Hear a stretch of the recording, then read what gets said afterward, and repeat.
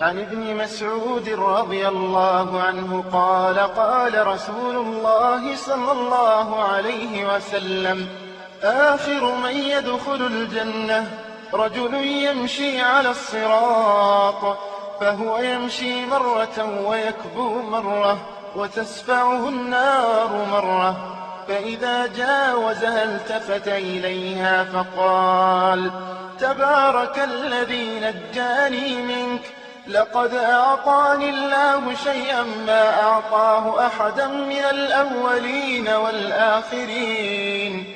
فترفع له شجرة فيقول: أي رب أدني من هذه الشجرة فلا أستظل بظلها وأشرب من مائها. فيقول الله: يا ابن آدم، لعلي إن أعطيتكها سألتني غيرها. فيقول: لا يا رب، ويعاهده ألا يسأله غيرها، وربه يعذره لأنه يرى ما لا صبر له عليه، فيدنيه منها فيستظل بظلها ويشرب من مائها.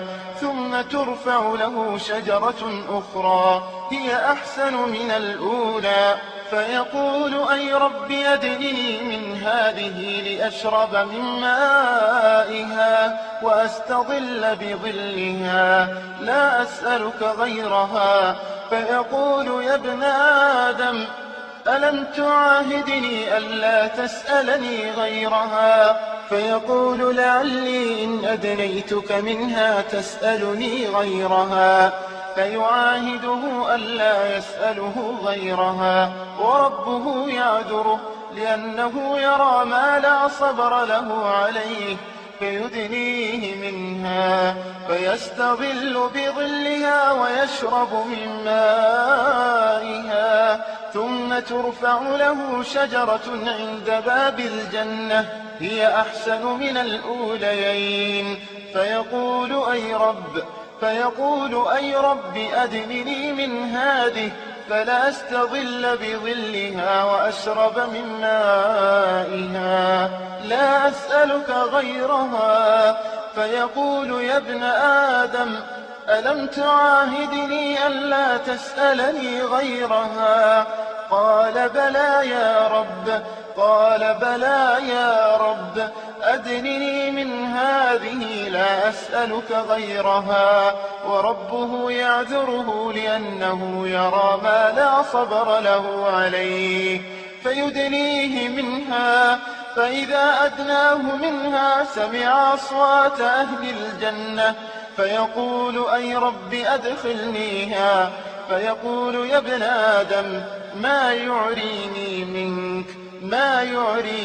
منك، أي شيء يرضيك ويقطع السؤال بيني وبينك؟ أيرضيك أن أعطيك الدنيا ومثلها معها؟ فيقول: أي رب أتستهزئ مني وأنت رب العالمين؟ فيقول: إني لا أستهزئ منك ولكني على ما أشاء قادر. مشيناها خطى كتبت علينا، ومن كتبت عليه خطى مشاها.